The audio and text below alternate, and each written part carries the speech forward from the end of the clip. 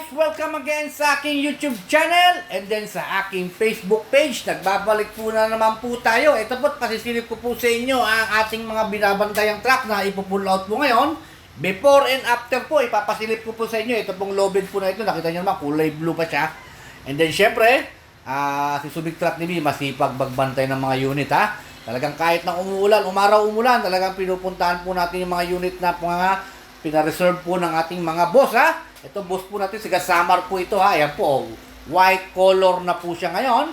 Siyempre sa ating pagsusumigap na mapaayos, mapaganda po ang truck na ang ating boss ng taga Samar ha. Maraming unit na nakukuha ni boss sa atin dito sa Subic na ating mga ginaguide po rito. Pero hindi na po siya pumupunta. Ako na lang po yung nag-upload ng mga unit niya rito.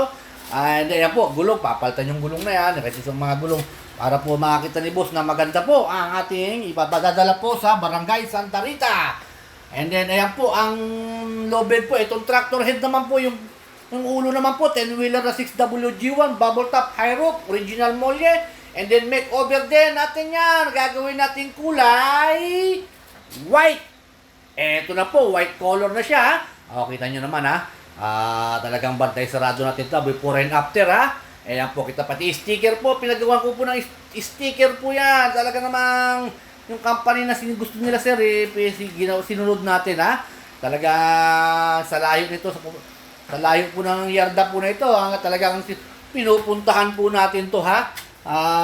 And then syempre may kargang bako. And yung bako naman ang titignan natin mamaya. Itong bako na to, finished product na po yan ha.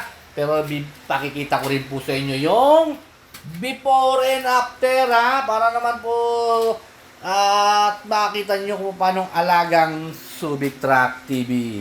And then ito po yung kanyang tractor head na papunta po ng Samar po mamaya yan ha. And then syempre pag yung makeover ng bako naman, papasilip ko rin sa inyo nung ginagawa pa ito as is pa lang. Ayan, ipapipinturahan po natin ng bagong pintura yan. Gawa ng request po ng ating boss. And then syempre, yung mga pintor, sinabihan natin, bibigyan natin ng pamerienda para gumanda, kuminis at maging look like a brand new yung pintura ha. At ayan po, pati po yung busing niya, pinapalitan po natin yan ha. And then syempre, ang finished product, ipapasilip ko rin po sa inyo ha. Talaga namang alagang Subic Truck TV. Basta kay Subic Truck TV, alagang-alaga ka. And then, eto na po yung kanyang finished product ng kanyang baku. Ayan. Kita nyo, kintab oh. Ang kintab ng pintura ha.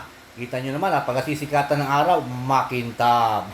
De, syempre, yung mga pintor, nakaabang-abang na sa atin. Ayan ha, kita nyo naman ha. Ang kintab ng kanilang pagkapintura dahil nga tayo'y mabait sa kanila at magandang performance ang binigay na nila.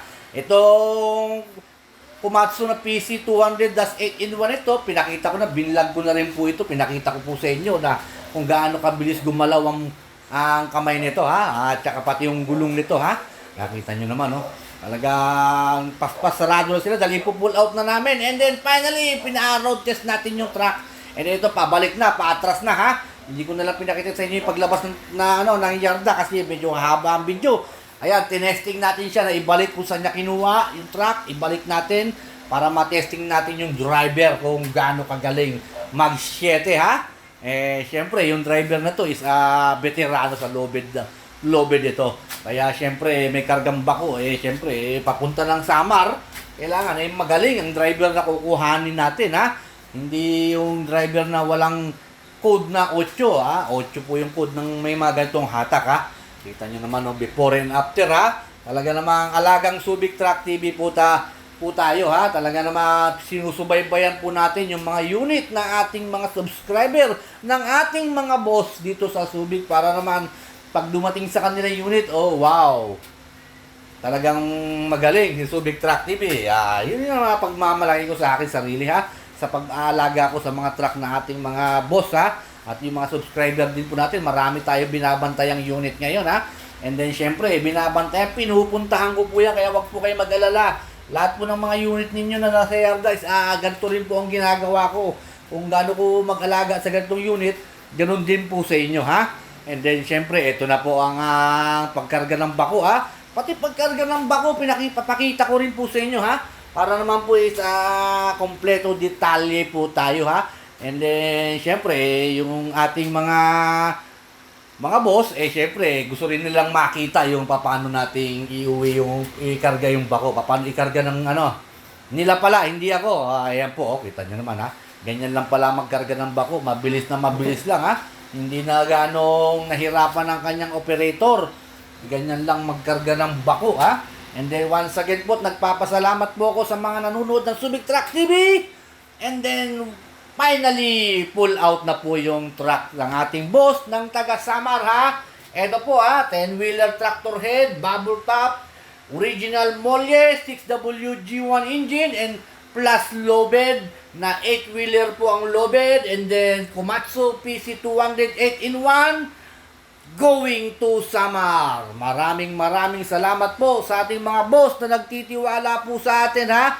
Dito po sa Subic ha. Kaya kung ano pang iniantay ninyo, tawag-tawag lang po kayo sa akin. Matutulungan ko po kayo. Maraming salamat po.